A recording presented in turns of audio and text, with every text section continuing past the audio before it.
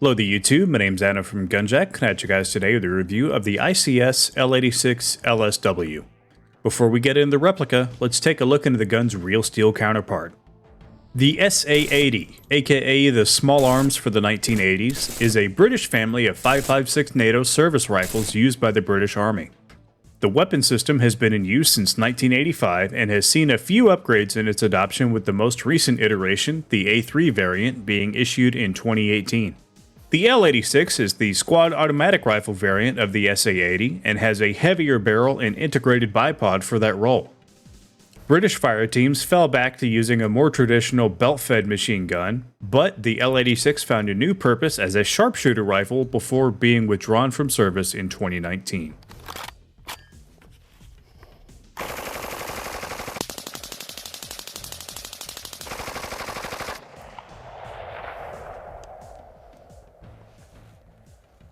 I love Tracer. The ICS is made mostly of metal, with the furniture being made of a high-quality plastic.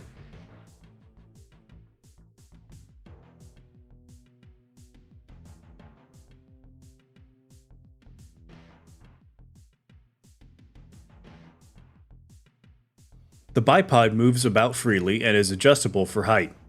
It is a bit stiff since it's under spring tension, but it locks in nicely once you get it to the position you want. The bipod also stows away under the barrel strut, being held in place with a spring-loaded lug.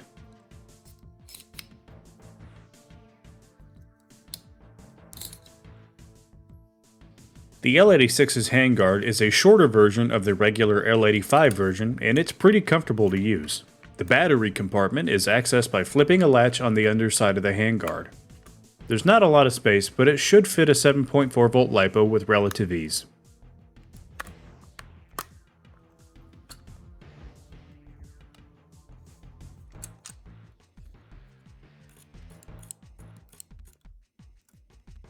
Despite some reports to the contrary, you can install an aftermarket L85 Rail system on the L86.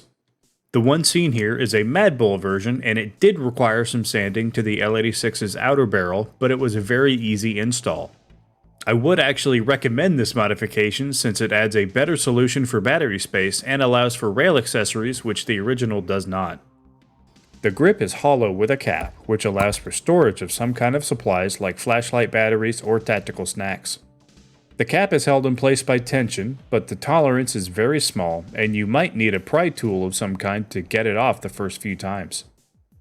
The safety is located right above the trigger and is a push-through type. To activate the safety, push the pin to the right side. With the safety on, the trigger is blocked and it cannot move.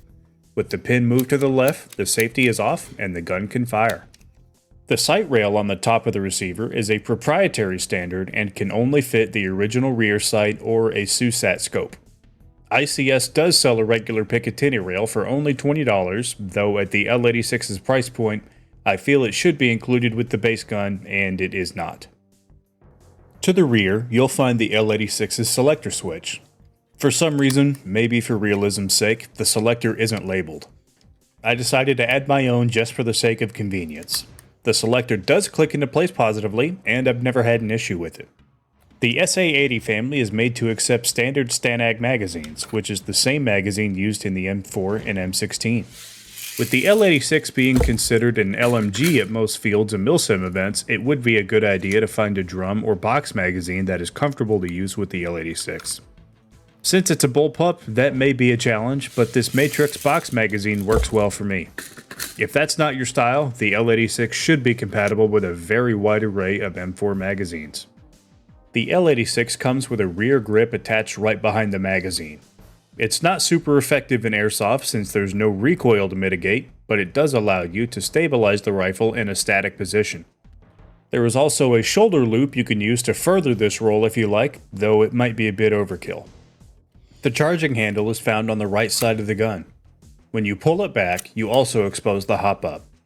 The hop-up on the L86 is great out of the box and handles the upper end of BB weights very well.